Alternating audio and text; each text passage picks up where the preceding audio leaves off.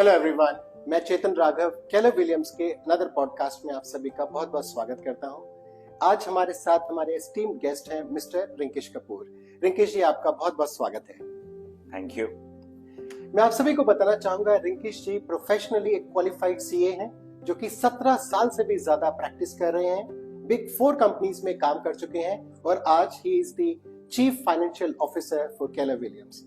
और रिंकेश जी, आज का जो हमारा पॉडकास्ट होने वाला है, इसमें हम कुछ एक चीज एड्रेस करना चाहेंगे जो हमारे क्लाइंट्स हमसे काफी पूछते हैं। हमने सर काफी नोटिस किया है कि हमारे पास जो इन्वेस्टर बेस है, ये जो फर्स्ट टाइम होम बायर्स हैं, वो जानना चाहते हैं कि जब भी वो अपने पसंद का घर खरीदते हैं या कोई भी इन्वेस्टमेंट करते हैं तो कुछ टैक्स इम्प्लीकेशन जरूर होती है and they want to know कि अगर वो कंप्लाइंट तरीके से, गवर्नमेंट के हिसाब से, रेरा के तरीके से, अगर वो बिल्कुल कंप्लाइंट तरीके से अपना टैक्स बचाना चाहें तो पहला, क्या ऐसा कोई ऑप्शन है?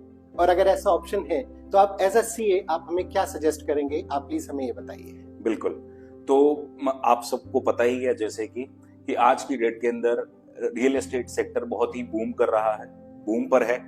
और जब लोग प्रॉपर्टी के अंदर इन्वेस्ट करते हैं और इवेंचुअली आगे जाके सेल करते हैं उस प्रॉपर्टी को, तो उस प्रॉपर्टी के ऊपर अच्छा खासा गेन होता है जी। तो मैं ये बताना चाहूंगा कि जब उस गेन को हम फर्दर री इन्वेस्ट करते हैं तो उसके ऊपर टैक्स की सेविंग की जा सकती है। लेकिन वो बताने से पहले ये बताना बहुत जरूरी है कि जब भी आप किसी प्रॉपर्टी के अंदर पैसा इन्वेस्ट करते हैं और उसको अगर आप 2 साल से कम या 2 साल तक आप उस प्रॉपर्टी को होल्ड करते हो तो वो कहलाती है एक शॉर्ट टर्म कैपिटल एसेट। अगर वही होल्डिंग का पीरियड आपका उस प्रॉपर्टी के रिसिप्ट में 2 साल से ज्यादा हो जाता है तो वो कहलाता है आपका लॉन्ग टर्म कैपिटल एसेट। तो 2 चीजें याद रखेंगे। पहला, शॉर्ट टर्म कैपिटल एसेट, जहां पर हमारा होल्डिंग पीरियड उस प्रॉपर्टी का 2 साल या 2 साल से कम है। लॉन्ग टर्म कैपिटल एसेट के केस में 2 साल से ज्यादा का पीरियड हमारा पीरियड ऑफ होल्डिंग है।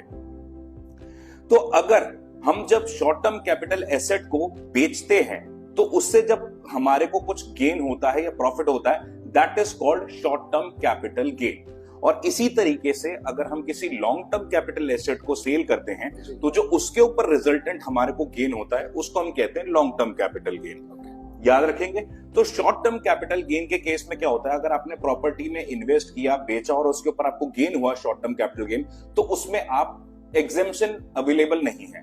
तो जो भी आपका गेन आएगा शॉर्ट टर्म कैपिटल गेन, उसके पूरे के पूरे गेन के ऊपर आपको टैक्स पे करना पड़ेगा। वहीं अगर हम उस प्रॉपर्टी को 2 साल से ज्यादा के लिए होल्ड कर लेते हैं और अगर वो हमारा लॉन्ग टर्म कैपिटल एसेट बन जाता है, तो अगर उस प्रॉपर्टी को हम जाकर आगे फ्यूचर के अंदर बेचते हैं तो हमारे को जो उसके ऊपर गेन होगा, हम वो पैसा अगर फर्दर री इन्वेस्ट कर देते हैं प्रॉपर्टीज के अंदर, तो हमारे को उस कैपिटल गेन के ऊपर एग्जेम्पशन मिल जाएगी और हमारा टैक्स भी अकॉर्डिंगली बच जाएगा। सो इनकम टैक्स एक्ट कहता है कि long term capital asset created है, उसके ऊपर आपको गेन है, वो पैसा फर्दर री इन्वेस्ट हो रहा है, तो आपको उस फर्दर री इन्वेस्टेड अमाउंट के हिसाब से आपको कैपिटल गेन की एग्जेम्पशन मिल जाएगी। अकॉर्डिंगली आप अपना टैक्स बचा सकते हैं। बहुत ही बढ़िया रिंकेश जी। तो एज एन इन्वेस्टर अगर मैं बार बार रिपीटेडली इन्वेस्ट करता रहूं प्रॉपर्टीज में under the guidance of somebody who understand the business, तो आपको लगता है हम टैक्स भी बचा पाएंगे और वो एक लेजिटिमेट ट्रांजैक्शन भी रहेगा? Absolutely, absolutely. आप पैसे के अंदर इन्वेस्टमेंट करो, जब आपके पास सेल प्रोसीड्स आती हैं, जब पैसा आता है प्रॉपर्टी बेचने के बाद, उस फर्दर पैसे को आप फर्दर री इन्वेस्ट कर दो आगे और प्रॉपर्टीज के अंदर। तो जितना पैसा आपका इन्वेस्ट होता है अकॉर्डिंगली उतना आपका गेन जो है वो एग्जेम्प्ट हो जाएगा। मे बी कैलकुलेशन का तरीका हम आगे जाके फिर किसी और एपिसोड के अंदर डिटेल में डिस्कस कर सकते हैं, but for a start it is important to understand कि जो आपके पास एसेट है, that assets needs to be converted into a long term capital asset, ताकि उसको इवेंचुअली हम जाके जब सेल करते हैं और उसकी प्रोसीड्स को इन्वेस्ट करते हैं फर्दर इन्वेस्ट, तो हमारे को जो सेल की हुई प्रॉपर्टी की प्रोसीड्स आती है उसके गेन के ऊपर हमारे को टैक्स हम लोग बचा सके।